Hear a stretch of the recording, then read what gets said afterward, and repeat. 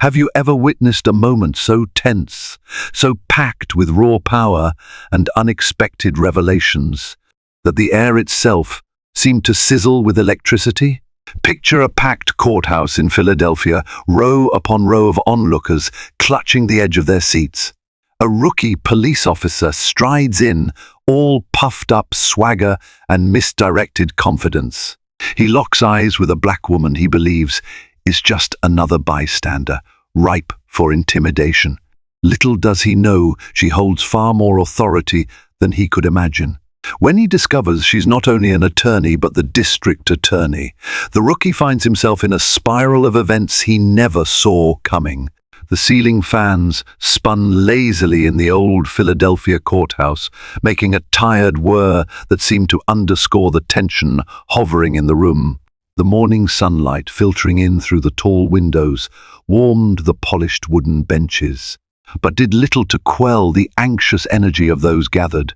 Attorneys in pressed suits tapped their feet, junior law clerks shuffled papers, and the usual gallery of curious observers whispered speculative gossip about the high-profile case set to begin.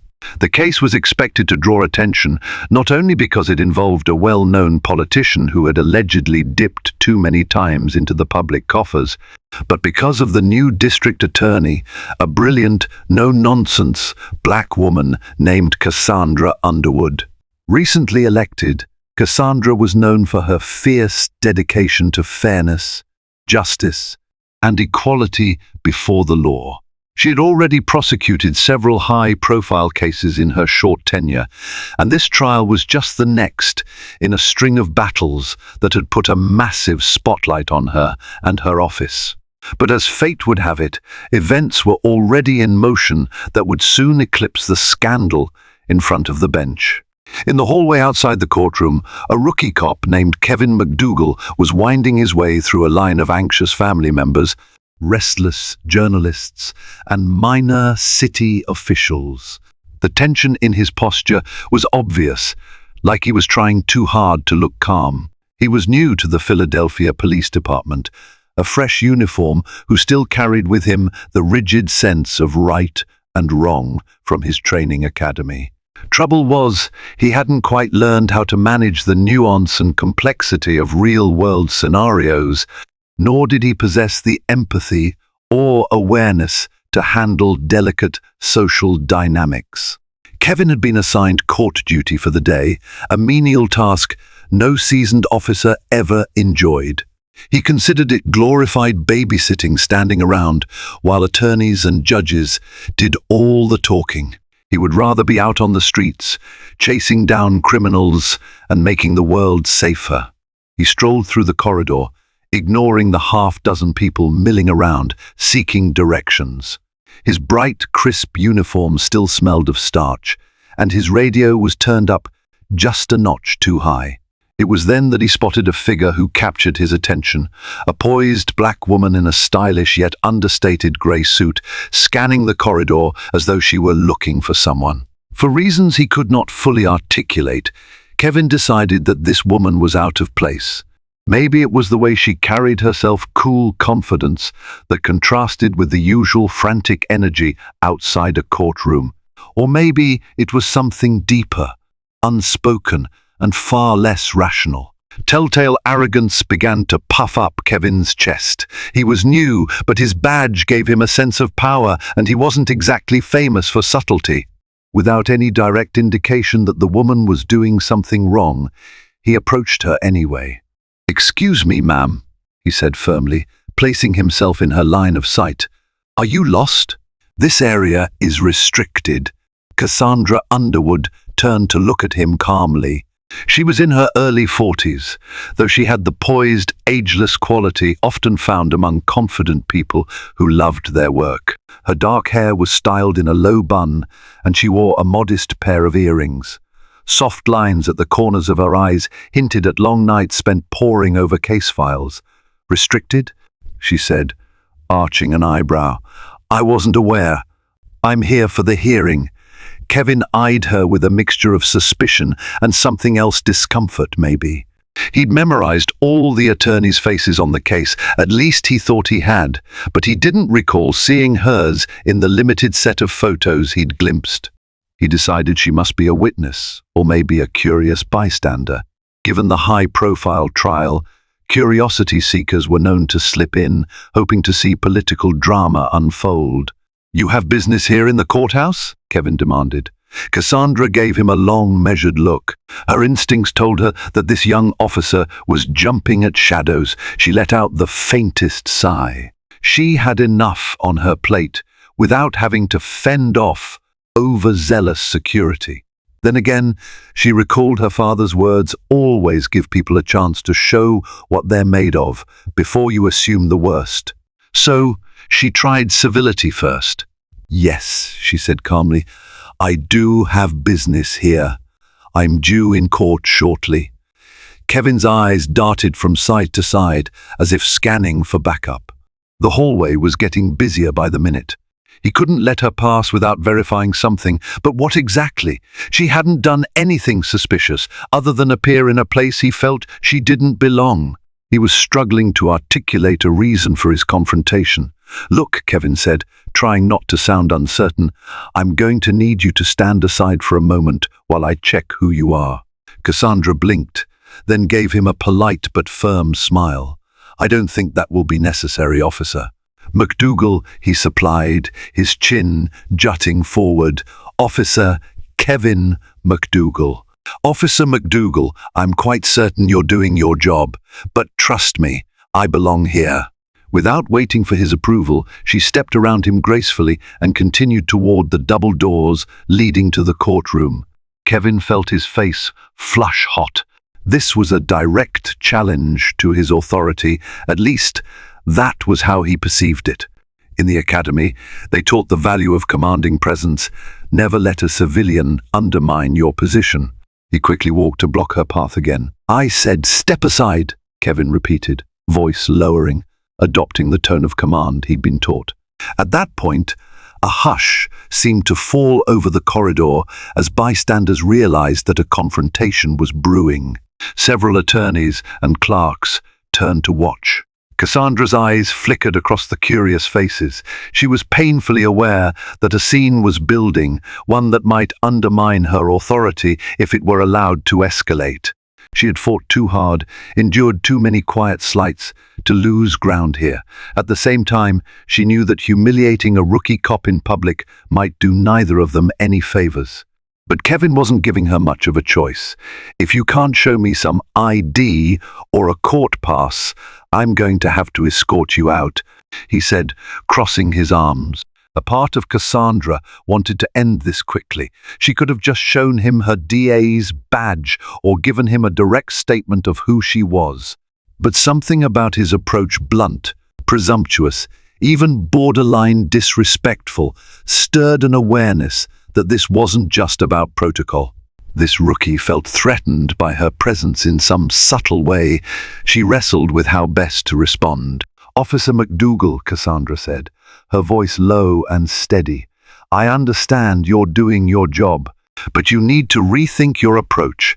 This corridor is not restricted, and I am here in an official capacity." Despite her calm words, Kevin's sense of authority buckled.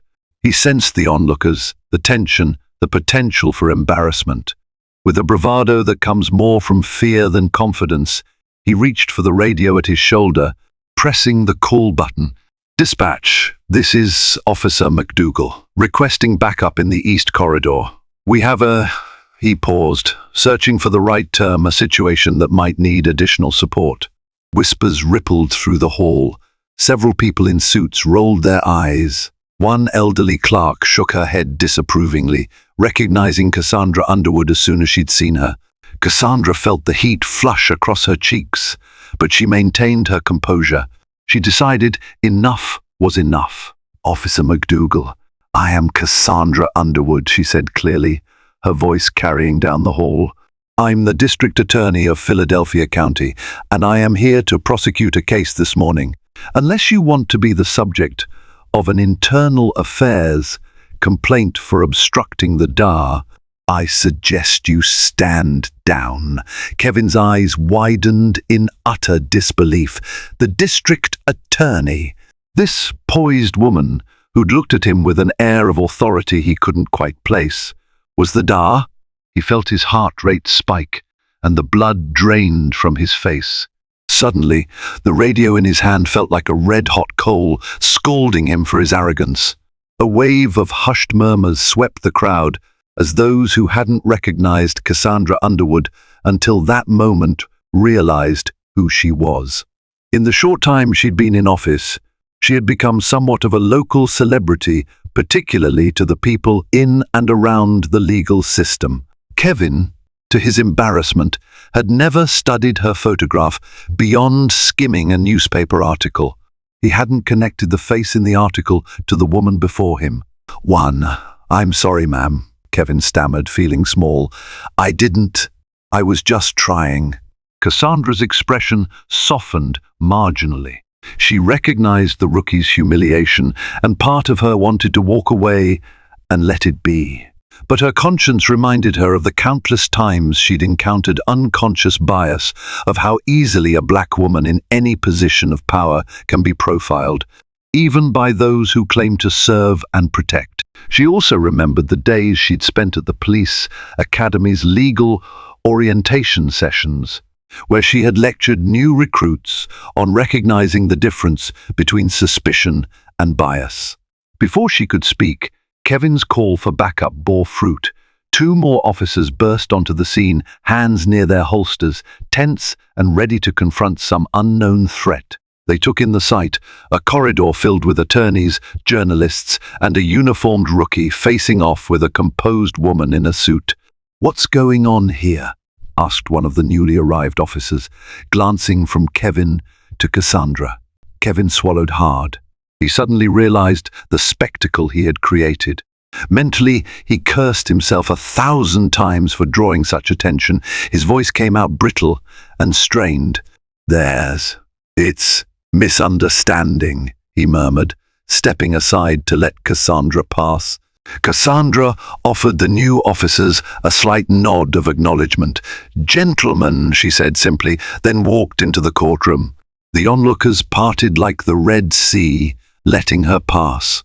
Kevin stood in her wake, feeling as though the ground might swallow him whole. The other officers stared at him, clearly unamused at having been called for a non-event. The onlookers continued to whisper, none too subtly. "Kid had no idea," one voice murmured. "She's the Dar, for crying out loud," said another. "Rookie's going to catch heat for that," snickered a third. Kevin felt his stomach churn. He had never been so embarrassed or so aware of how little he actually knew about the city's key players. But more than embarrassment, he felt a wave of shame. He had judged her, treated her like someone suspicious. Why? Because she was there? Because she was confident? Because she was black? He didn't want to believe that about himself, but the question twisted in his gut. He spent the rest of the day lingering in the hallway, unable to shake the sense of dread. He dreaded returning to his precinct, dreaded the scorn of his fellow officers, dreaded even more what might come down from above. The district attorney was not someone you messed with lightly. She could file a complaint, could have him reprimanded, maybe even suspended if she felt strongly enough about the situation. And the worst of it was that he couldn't even defend himself.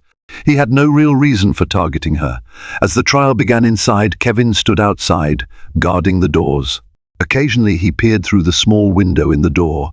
He could see Cassandra Underwood in action.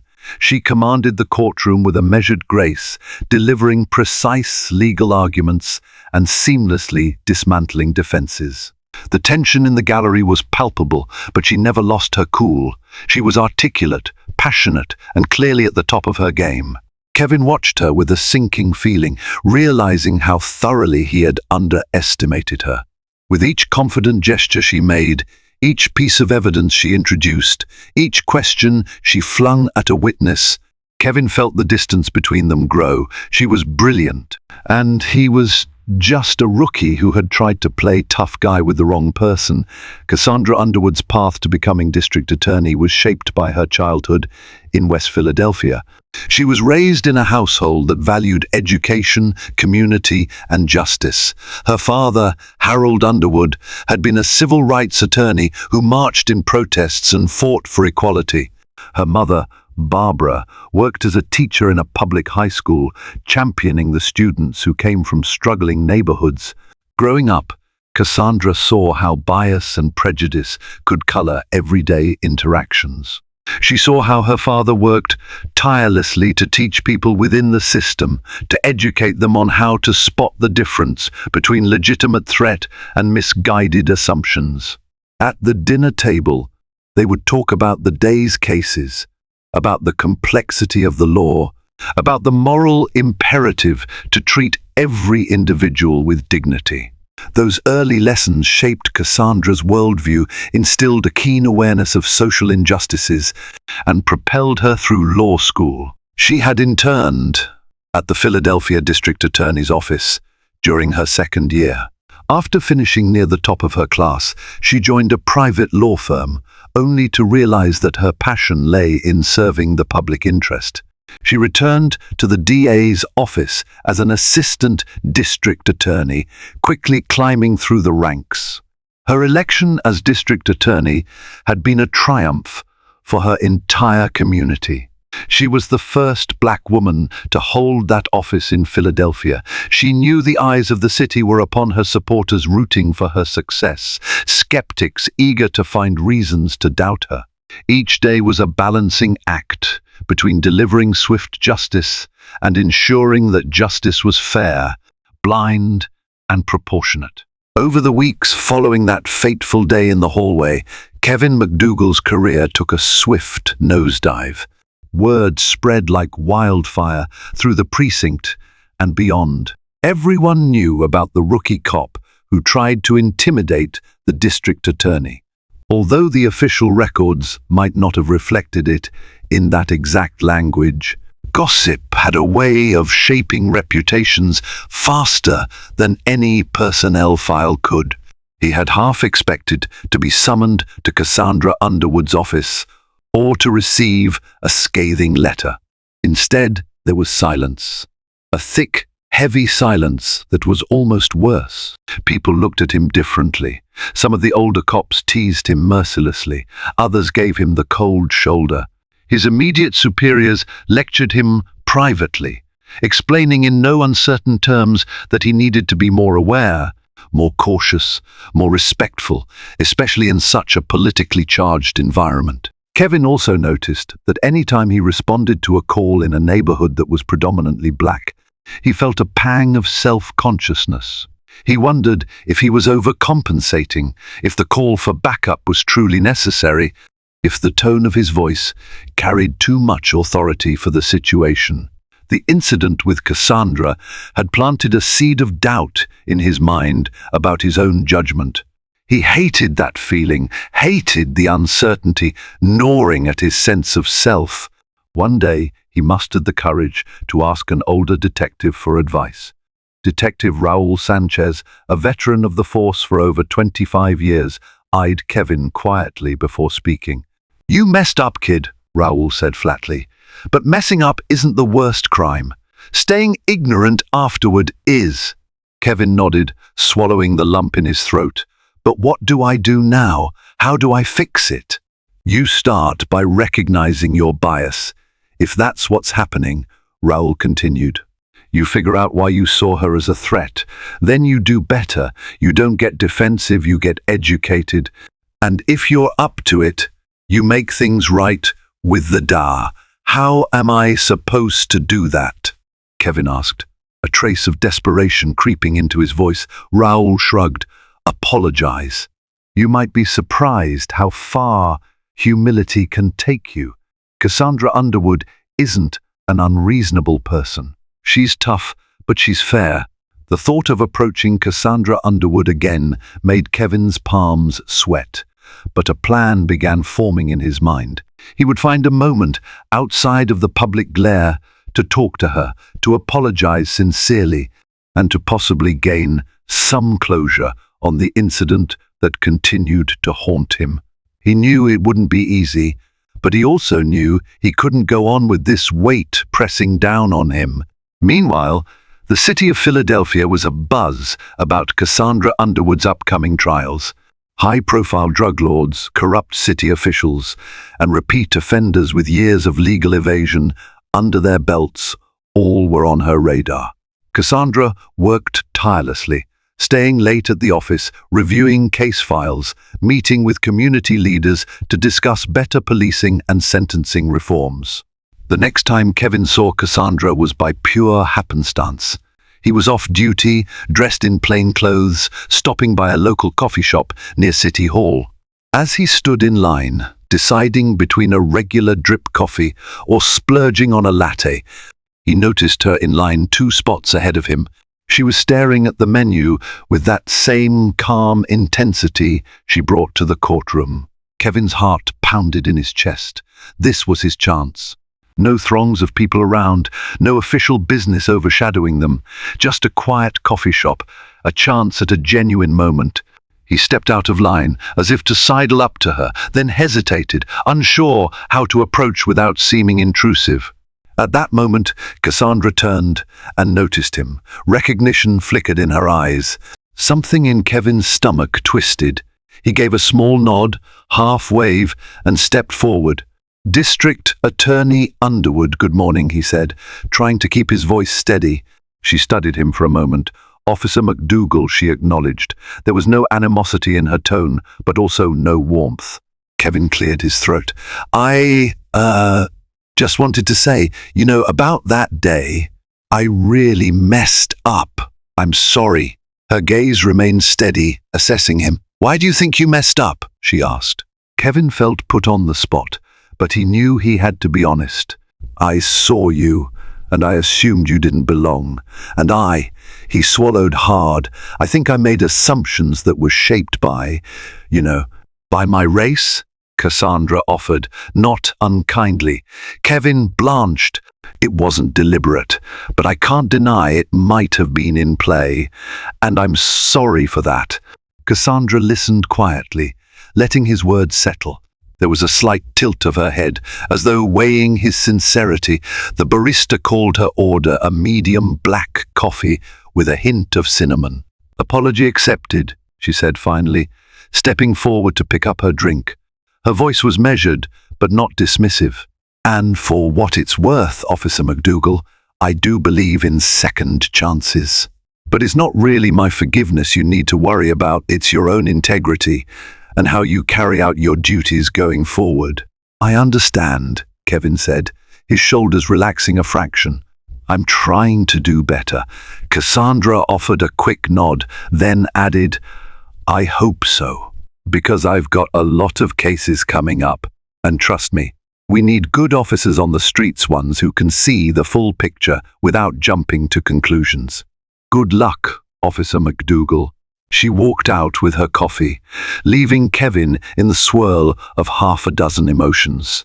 Relief that she'd accepted his apology, embarrassment that their conversation had been so direct, and a newfound determination to prove that he could indeed grow from his mistake. Just when Kevin thought he had gained a sliver of peace, fate tossed a new twist his way.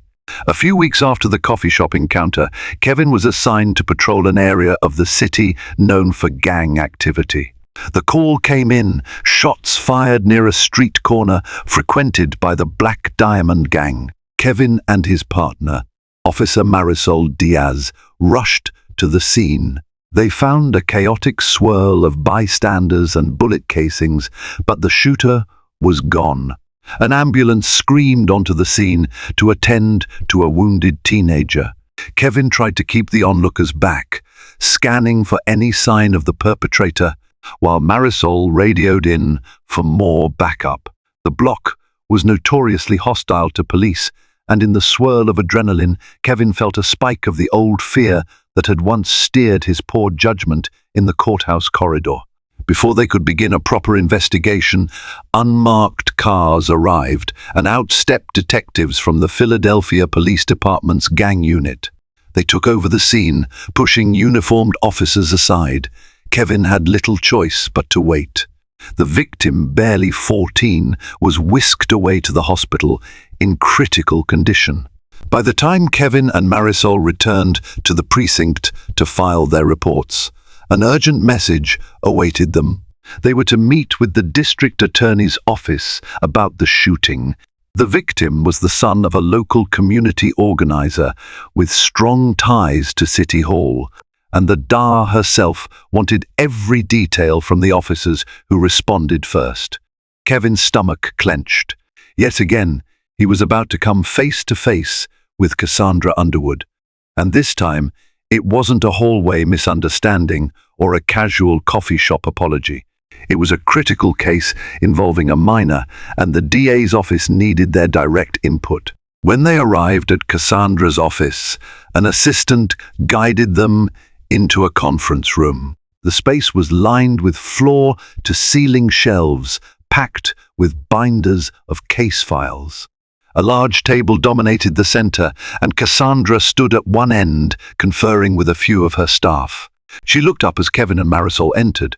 Her expression was professional and focused, as though their personal history had no place here. Kevin was grateful for that, though a flicker of self-consciousness refused to die inside him. Cassandra extended a polite greeting, then got straight to business. "Thank you for coming, officers. I need an immediate rundown of what you saw and heard on scene. We have reason to believe this incident may be related to a larger pattern of gang violence in the neighborhood." Marisol described how they arrived, the victim's condition, the chaotic crowd. Kevin provided details on potential witnesses, but admitted that no one was forthcoming with information. Cassandra nodded, making notes on a legal pad. "Were there any known gang affiliates on scene?" she asked, eyeing Kevin. "Hard to say, ma'am," he replied. "People scattered the moment we pulled up, but the location is definitely within Black Diamond territory," Cassandra sighed. "We've been building a case against the Black Diamond gang leaders for months. They're tied to a string of shootings, drug distribution, and organized theft. The community is terrified to speak up. We need law enforcement to work with us, to build enough evidence for a RICO case or something that can actually dismantle their operation." She paused, meeting Kevin's gaze. "Officer McDougal, you've patrolled that area before?" Kevin nodded. "Yes, ma'am, a handful of times." "How well do you know the people there? Enough to get them to trust you? Enough to find a lead?" Kevin hesitated. This was a loaded question. Truthfully, he didn't have strong community ties in that area. His earlier experiences had often been tense. But he also recalled Detective Raul Sanchez's words about making things right, about truly serving the community. "I don't know them well, but I'm willing to try," he offered, glancing briefly at Marisol. She nodded in agreement. Cassandra regarded him with a measured look. "All right. I'm going to have my office coordinate with your precinct. We might need you to reach out to local leaders, set up some opportunities to gain witness statements. This is urgent. We can't have children getting shot on the street." "Yes, ma'am," Kevin said. In the weeks that followed, Kevin found himself in unfamiliar territory, community outreach. Organized by the district attorney's office and the local precinct, these sessions took place in the basement of a nearby church. The pastor had offered the space to encourage dialogue between law enforcement and residents. Cassandra Underwood herself occasionally dropped by, though more often it was her assistants who attended. Kevin felt ill at ease at first. The people who came were mostly families, worried parents, and a few brave souls who had direct knowledge of gang activity but were afraid to come forward. He recognized many of them from previous calls, times when the police had arrived only after things had gone terribly wrong. Slowly, with each passing session, barriers began to crack. Kevin learned to listen more, to empathize with the fear that permeated the community. Parents talked about how they feared letting their children play outside. Young men spoke candidly about how easy it was to be pulled into a gang when job opportunities were scarce and the schools were underfunded. Cassandra's office provided resources on how to report crimes anonymously and gave updates on prosecutions.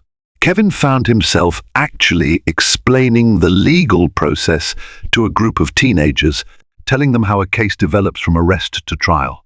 He'd never done something like that before, never felt so directly responsible for fostering trust, instead of just showing up to enforce the law.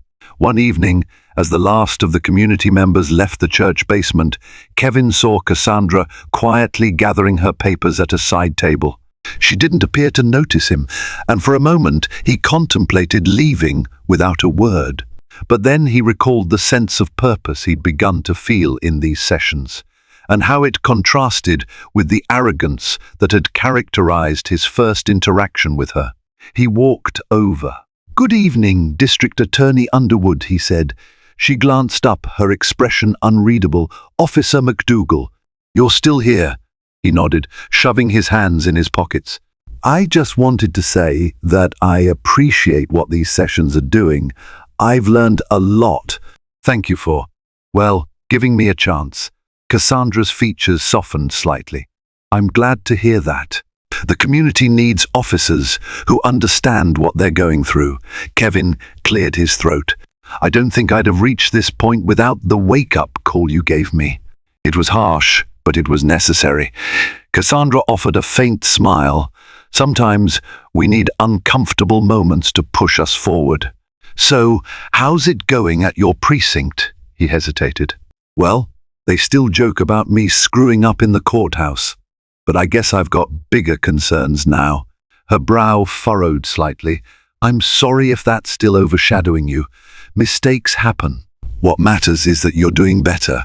Kevin exhaled slowly. "Yeah, I don't know if I'll ever live it down, but maybe I can prove I'm more than that moment."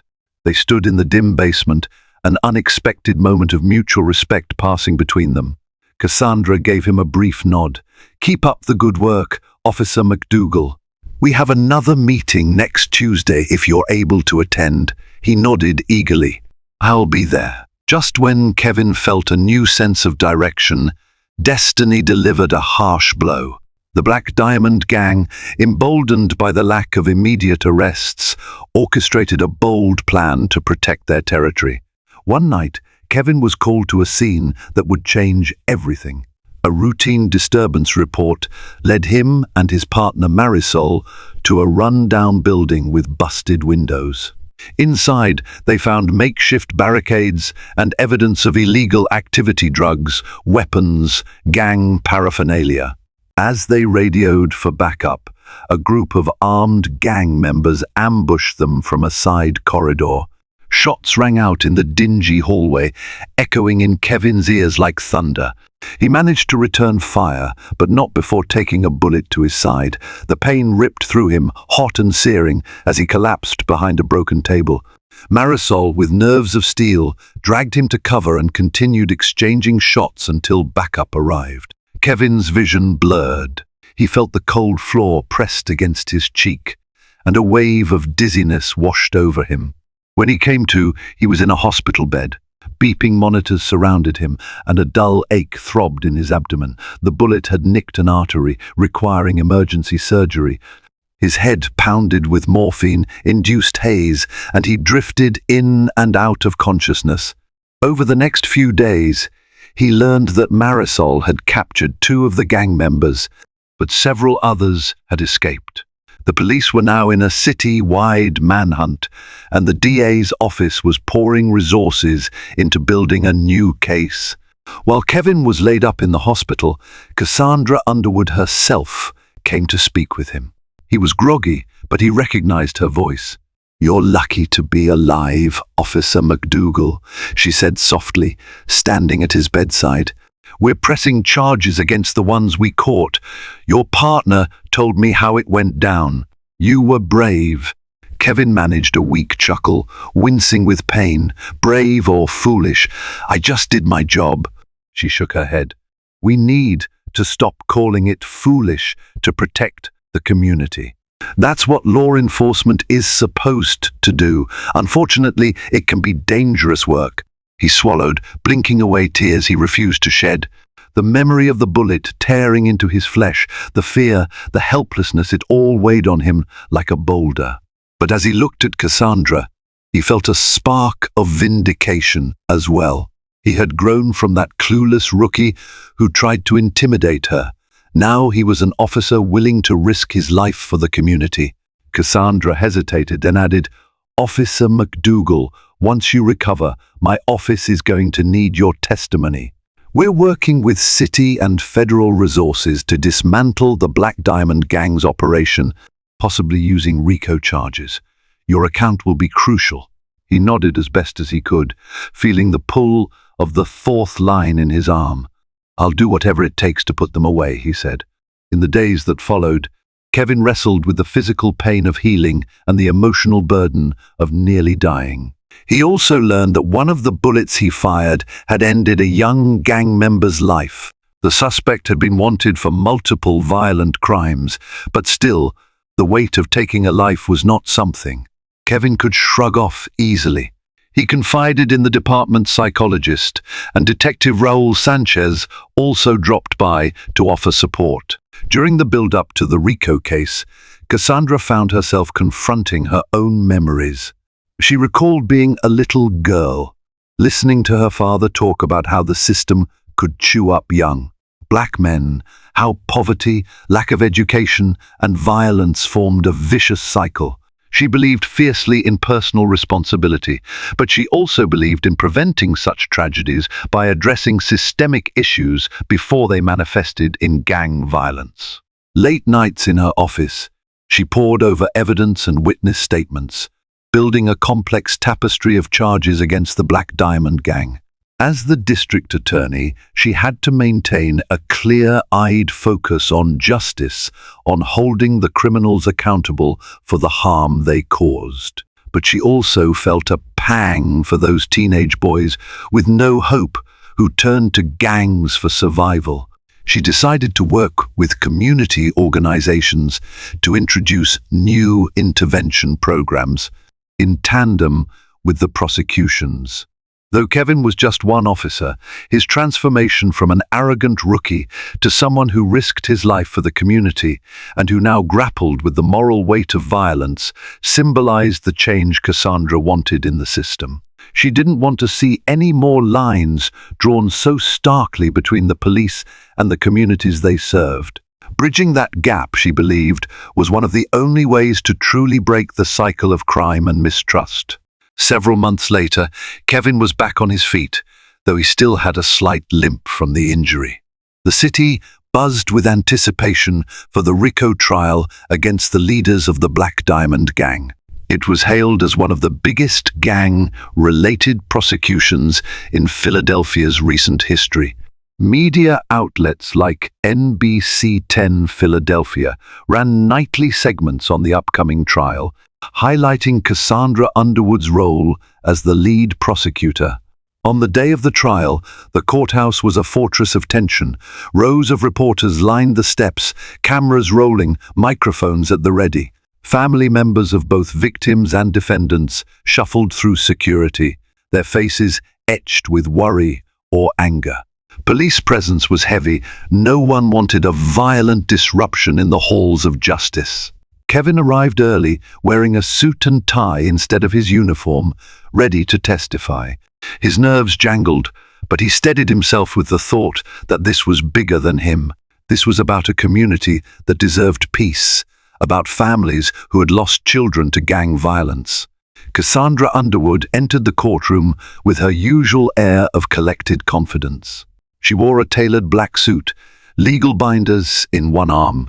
Kevin caught her eye from across the room, and she offered him a subtle nod, a silent reassurance that they were on the same side in this fight. The defense team was formidable, with well-paid attorneys who specialized in high-stakes gang prosecutions. Their clients sat in a row behind them, tattooed, stoic, and glaring. The lead defendant, known as Reaper, locked eyes with Kevin more than once, a silent threat lingering in the look. Proceedings began with opening statements. Cassandra's voice rang clear as she laid out the prosecution's case that the Black Diamond Gang orchestrated a widespread criminal enterprise, carrying out acts of violence, drug distribution, and intimidation that terrorized entire neighborhoods. She referenced evidence from phone taps, eyewitness testimony, and forensics connecting them to multiple shootings, including the one that nearly killed Officer McDougal. When Kevin took the stand, he felt every eye in the courtroom on him. Cassandra led him through his testimony, the call to the building, the ambush, the shots fired, the injuries. His voice occasionally faltered at the memory, but Cassandra skillfully guided him, asking concise questions that helped him maintain composure. Then the defense cross-examined him, attempting to poke holes in his recollection, insinuating that perhaps the defendants fired in self-defense. But Kevin stood firm, recounting how the suspects had ambushed him and Marisol. The defense attorneys tried to twist his words, but Cassandra objected at every inappropriate inference, maintaining the integrity of Kevin's testimony. Kevin stepped down from the stand, relief washing over him. He rejoined the gallery, watching as Cassandra built her case piece by piece. Expert witnesses described ballistic evidence. Community members, now less fearful due to the DA's office's outreach, testified about how the defendants terrorized the block. It was a slow, meticulous process, but it felt unstoppable. After weeks of arguments, witness testimonies, and legal maneuvering, the jury deliberated. The tension in the courtroom waiting for the verdict was like a coiled spring. Cassandra sat at the prosecution's table, her fingers laced together. Kevin sat in the front row, a bandage still wrapped around his midsection beneath his suit. The judge returned, and the jury filed in, avoiding eye contact with anyone. The foreperson handed a slip of paper to the bailiff, who passed it to the judge. The judge read it aloud, and time seemed to slow. On the charge of racketeering, influenced and corrupt organization conspiracy, we, the jury, find the defendants guilty. A collective exhale spread through the room, guilty on multiple counts. The lead defendant glowered, cursing under his breath. Several family members of the victims wept with relief. Cassandra Underwood did not celebrate with loud cheers or smiles. She simply closed her eyes, exhaled deeply, and placed her hand on the thick stack of case files. A small, satisfied nod was her only outward sign of victory. Then she stood, shook her legal team's hands, and stepped over to speak briefly with the victims' families. Kevin felt an overwhelming sense of closure. The bullet scar on his side still ached from time to time, but now it felt like a badge of honor, proof that he had contributed to something meaningful. He rose to leave, weaving through the crowd to congratulate Cassandra. She caught his eye as he approached, and a knowing look passed between them. "Congratulations, District Attorney Underwood," Kevin said, voice thick with emotion. "You did it. You really did it." Her lips curved in a faint smile. "We all did, Officer McDougal. It takes a village, and people willing to change, to learn, and to take risks for the greater good." Kevin nodded, recalling his humiliating introduction to this formidable woman who had just taken down one of the city's most dangerous gangs. "I guess it's poetic justice," he said softly, "that I once tried to keep you out of a courtroom you pretty much own now." Cassandra chuckled, her first real sign of levity since the trial started. "Let's just say you've come a long way since that day." They parted ways in the courthouse corridor, the memory of the trial's tension still humming in the air. The press flitted around, shouting questions, cameras flashing. Families, attorneys, court staff, they all buzzed with the electricity of justice delivered. Kevin stepped outside into the crisp afternoon air, inhaling deeply. He felt lighter, as though he had shed the last remnants of that rookie arrogance. The city stretched out before him, filled with new possibilities, new challenges. But for the first time, he truly understood what it meant to serve and protect, not just to wield authority, but to earn trust, to stand up for those who depended on him and to be accountable for his own choices. It was a harsh journey, from the day he panicked in front of a woman he had no idea was the district attorney, to being shot in the line of duty, to helping dismantle a gang enterprise. But he had emerged more self-aware, more empathetic, and more committed to justice. And as Cassandra Underwood disappeared into the throng of reporters, he knew that her quiet integrity and fierce determination would continue shaping Philadelphia's future and, in many ways, his own. Thank you for coming along on this roller coaster of a journey, where one misstep in a courthouse corridor set off a chain of events that shook up a rookie cop's life, challenged deep-seated biases, and led to a triumph of justice in the heart of Philadelphia. The lessons learned about humility, empathy, and the transformative power of second chances echo far beyond those courtroom walls. Whether it's confronting our own assumptions or championing what's right, each of us can make a difference. If this story resonated with you, please show your support. Hit the like button, share it with friends who love a twist of fate and a taste of hard-earned redemption, and subscribe to the channel so you never miss our next dramatic tale. Your engagement keeps these stories alive, and together we can spark conversations that matter. Thank you, and until next time, stay inspired.